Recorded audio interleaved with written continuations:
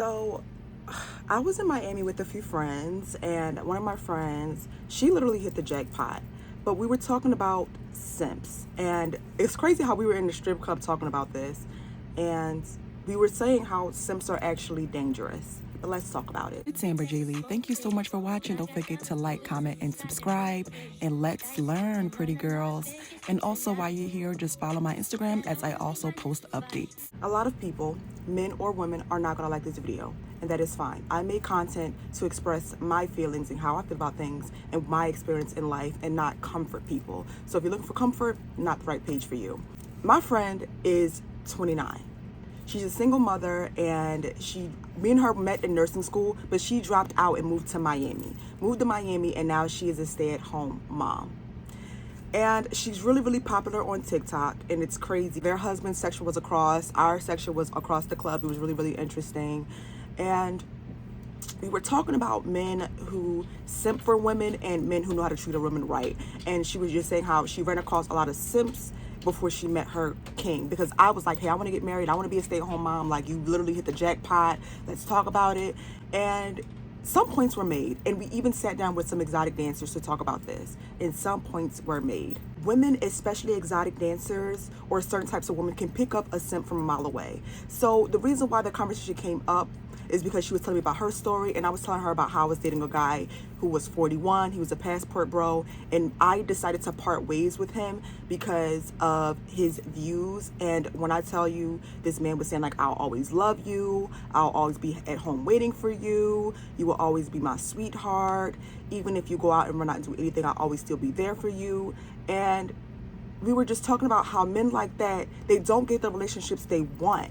And the reason why me and him stopped talking is because we were incompatible. Bottom line, he wanted to move out the country, and I don't want to move out the country. I was born in America, and I don't want to move out of the country. I don't see a point in moving forward if you want to move out of the country and I don't want to move out of the country. So I told him that I'll move out of the country maybe later on once I get established in life. But right now at 23, I'm not trying to move out of the country. And that's when the messages floating about, I'll always love you, I'll be waiting for you, you can come anytime I want. And that is simping. That's not treating a woman right.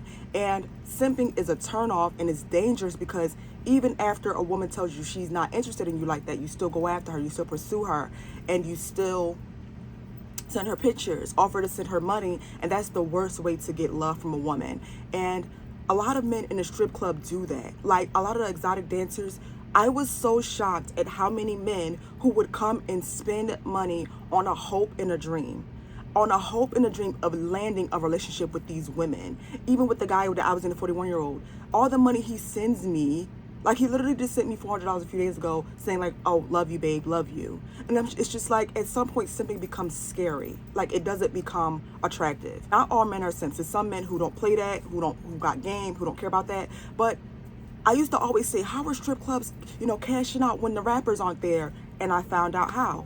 The freaking simps. The freaking simps are keeping strip clubs in business. The freaking simps are keeping strippers alive, and the amount of men who were just mesmerized by the opportunity to even talk to some of these girls. It's a very popular stripper in G5, and I'll never forget, she was just saying it's easy to spot a guy who's going to simp versus the guy who's going to not play that. Like, she said it's just subtle things they do in conversation. So I'm not trained in this stuff. Me and my friends, the one who's getting married, we aren't trained in this stuff. But talking to them and having them say, like, it's easy to spot it and the subtle signs, and seeing how, like, their eyes light up just at the thought of idea of being with you and never actually having you, it's kind of like, if that was my son, I would choke him to death. The reason why I think simping is scary, because that stuff can turn into Force 48 quick.